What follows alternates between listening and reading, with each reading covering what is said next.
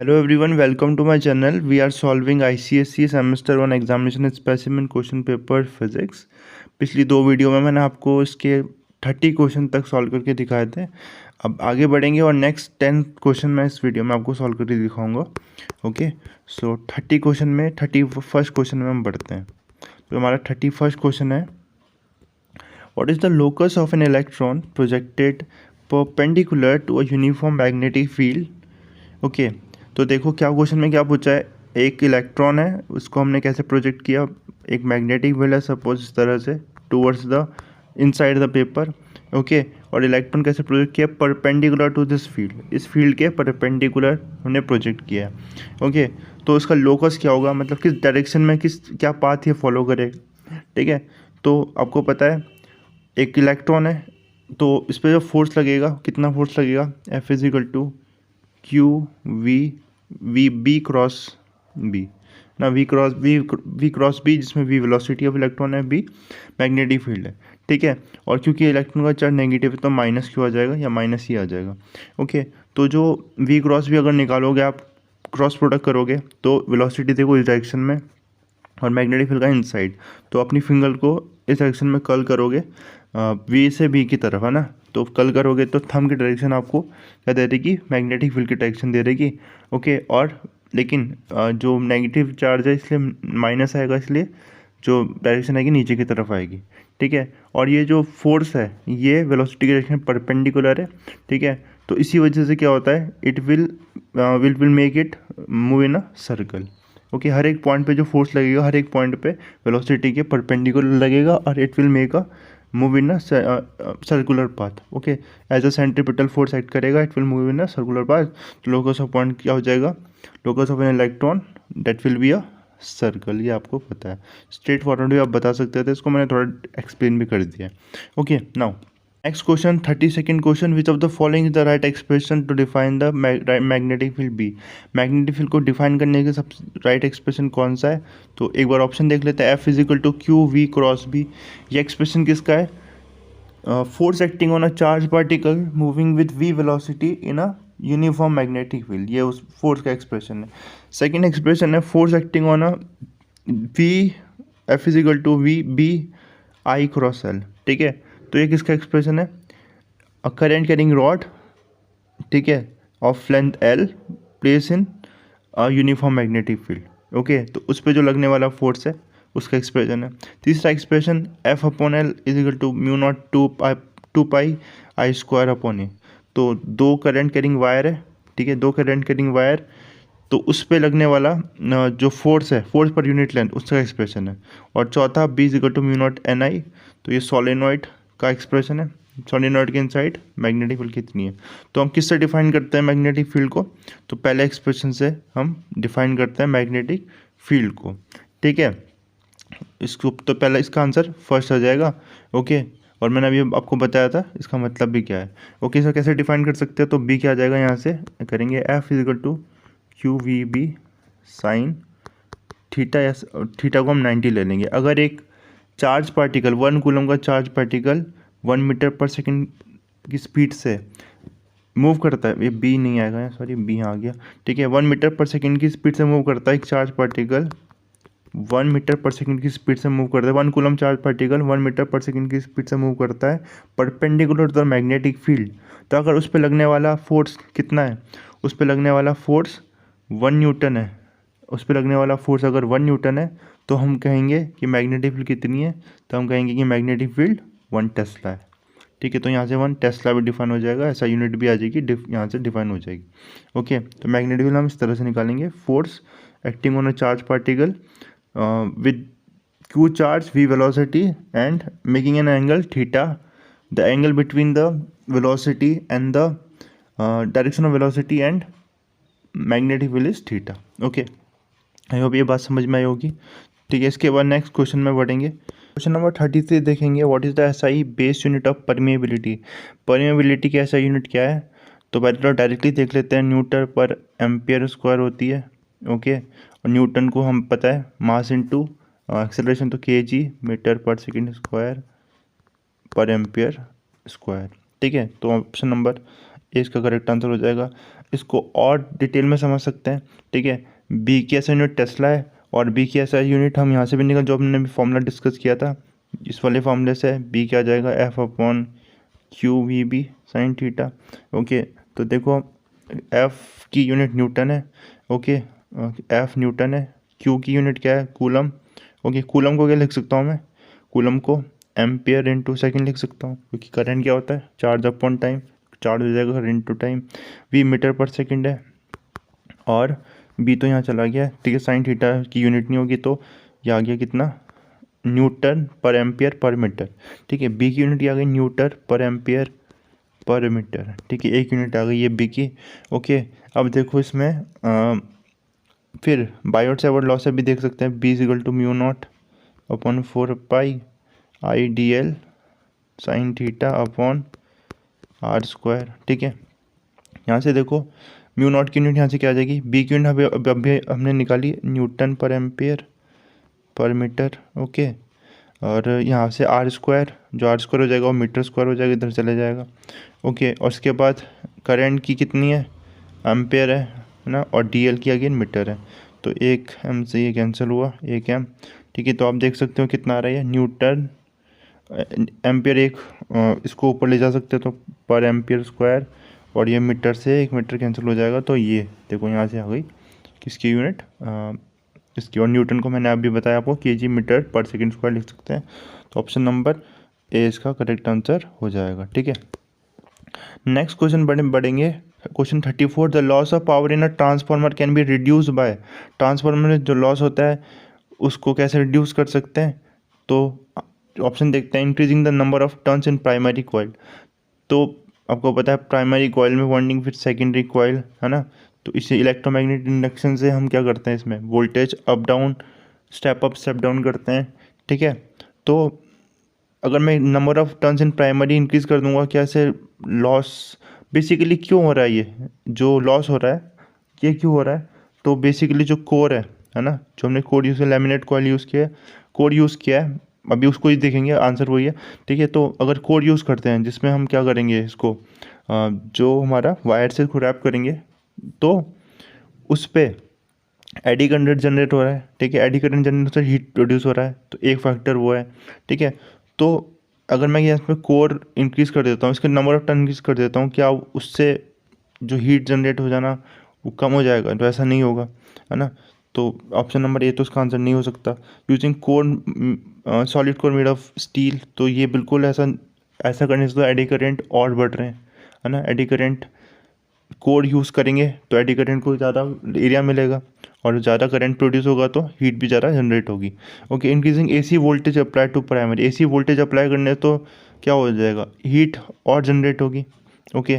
तो ये भी ऑप्शन नहीं हो सकता, ऑप्शन क्या होगा जो laminated core of soft iron, तो इससे क्या हो जाएगा लैमिनेटेड कोर यूज़ करने से क्या हो जाएगा जो एडी करंट का जो पाथ है वो रिड्यूस हो जाएगा, ठीक है, और उससे जो हीट प्रोड्यूस है वो कम हो जाएगी, तो ऑप्शन नंबर डी इसका करेक्ट ऑप्शन है, using a laminate core of iron soft iron, ठीक है। तो ये आंसर हो जाएगा इसका।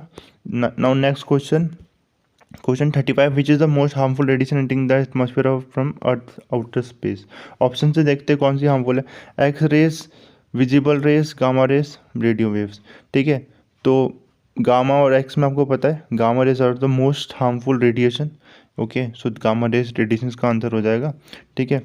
इसके बाद question number 36, radio waves and gamma rays waves are both transverse in nature and electromagnetic in character and have the same speed in vacuum, in what respect they are different, ठीक है। तो radio gamma wave का दोनों electromagnetic waves है और electromagnetic wave की सारी characteristic same होती है, बट क्या डिफरेंस आएगा इनमें फ्रीक्वेंसी और वेवलेंथ का, तो ऑप्शन नंबर सी इसका करेक्ट आंसर है, दोनों की फ्रीक्वेंसी अलग अलग है, ओके।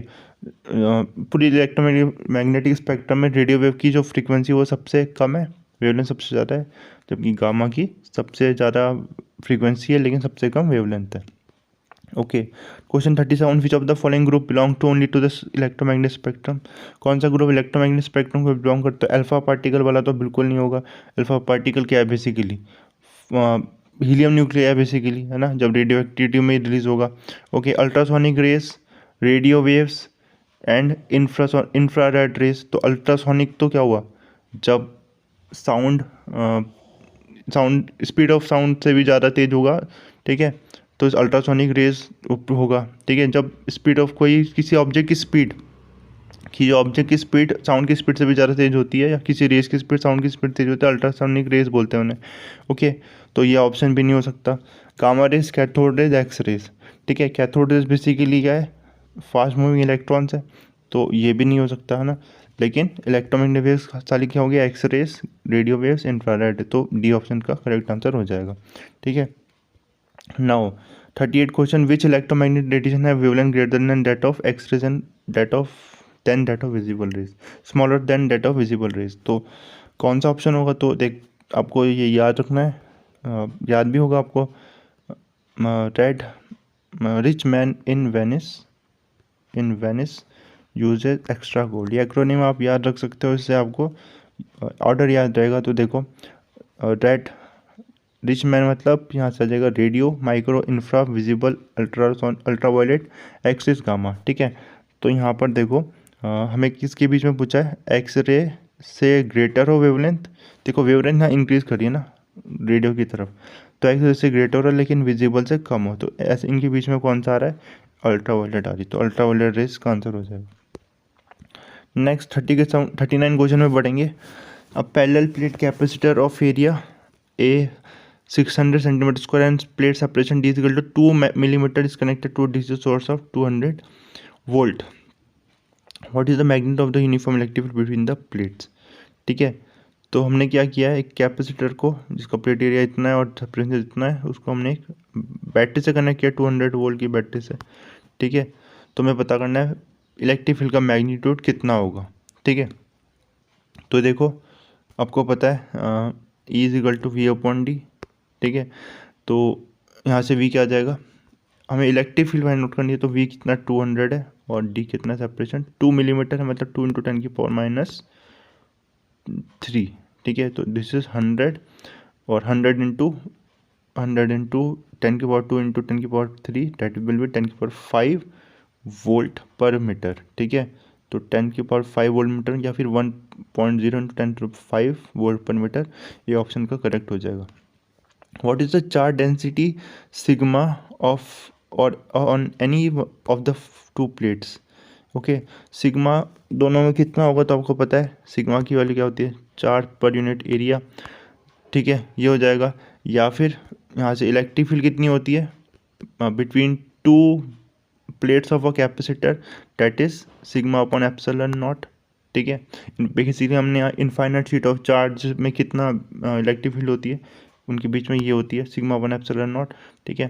तो यहाँ से देखो सिग्मा क्या आ जाएगा, ई इंटू एप्सिलॉन नॉट, ठीक है। ई इंटू एप्सिलॉन नॉट, ई की वैल्यू तो कितनी 10⁵ है, एप्सिलॉन नॉट की वैल्यू कितनी होती है, तो परमिटिविटी की वैल्यू 8.85 इंटू 10⁻⁻12, ठीक है। ये कितना आ जाएगा 8.85 इंटू 10⁻⁻12 प्लस 5 -7, ठीक है। -7 वाला कौन सा है, तो पहला ऑप्शन में -7 है, बिल्कुल, तो पहला ऑप्शन सही हो जाएगा, ठीक है।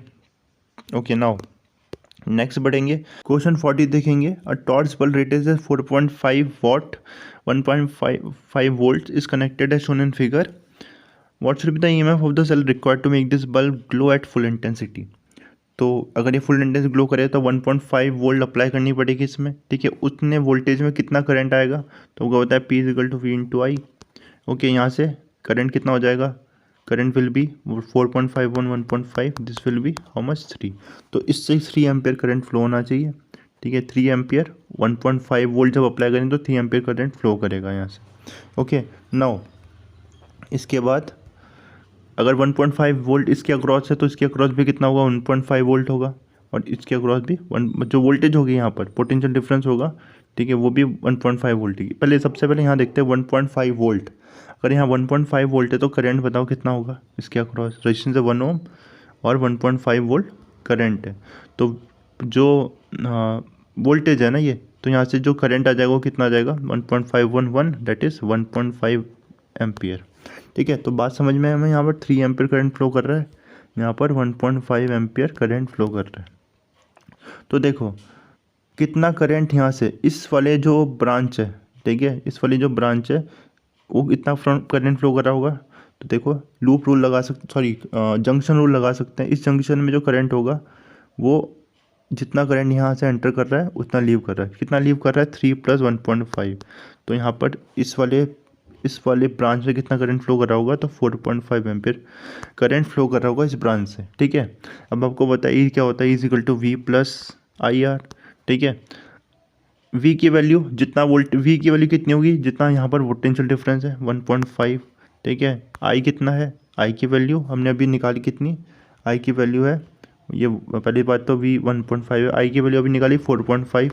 ठीक है, टोटल करंट जो फ्लो कर रहा है इस वाले ब्रांच से। इंटरनल रेजिस्टेंस कितना? 2.67 इंटरनल रेजिस्टेंस। तो इसको करेंगे तो 4.5 × 2.67 करेंगे तो कितना आ जाएगा ये? इसको थोड़ा सॉल्व करना पड़ेगा। 2.67, ओके पहले 4.5 × 2.67 सॉल्व करते हैं। 2.67 × 4.5, तो this will come out to be how much? 35, 5 6 30, 33, 5 to 10 13। Okay, इसके बाद जो अप्रॉक्सीमेट भी कर सकते थे हम, कितना था? 2.67 इंटू, इसको मैं लगभग ले लेता हूँ 27 ले लेता हूँ, या इसको 3 ले लेता हूँ अप्रॉक्सीमेट, वो ज़्यादा हो जाएगा। 2.7 ले लेता हूँ। ठीक है, इंटू 45 है ना, 45 है तो 5 7 35, 5 2 10 13, 4 7 28, 4 7 28, 4 2 8, 8 और ये 10, लगभग कितना आ रहा है ये 12, 5 और ये 13, 12.35 अप्रॉक्सीमेटली 12.35। और जो वोल्टेज है जो V की वैल्यू कितनी? 1.5, तो 1.5, तो ये 5 8 13.85। ठीक है, 13.85 अप्रॉक्सीमेटली आ जाएगा, क्योंकि हमने अप्रॉक्स किया था, तो 13.5 वोल्ट आ जाएगा इसका आंसर अगर आप प्रॉपर वैल्यू डालते हो। ठीक है, तो यानी कि D EMF इतना देना पड़ेगा ताकि हमें यहाँ पर 1.5 वोल्ट मिले और ये बल्ब ग्लो कर सके फुल इंटेंसिटी के साथ। सेकेंड पार्ट है what is the current passing through 1 ohm resistor. तो अभी हमने निकाल ही लिया कितना करंट फ्लो करेगा 1 ओम रजिस्टर से, तो कितना निकाला था? 1.5 एम्पियर निकाला था अभी। ठीक है, तो कैलकुलेशन मैंने आपको करके दिखाई थी। ठीक है, तो इतना रखते हैं इस वीडियो में। रिमेनिंग पार्ट्स हम नेक्स्ट वीडियो में, रिमेनिंग क्वेश्चन जो 10 सेट है क्वेश्चन के, वो नेक्स्ट वीडियो में डिस्कस करेंगे। Thanks for watching. और इससे पहले की 2 पार्ट्स देखने के लिए आप लिंक में जा सकते हो, लिंक में मैंने डिस्क्रिप्शन में दे दिया है, डिस्क्रिप्शन में मैंने लिंक में दे दिया है इसके दोनों स्टार्टिंग के दोनों पार्ट के videos. Okay, thanks for watching.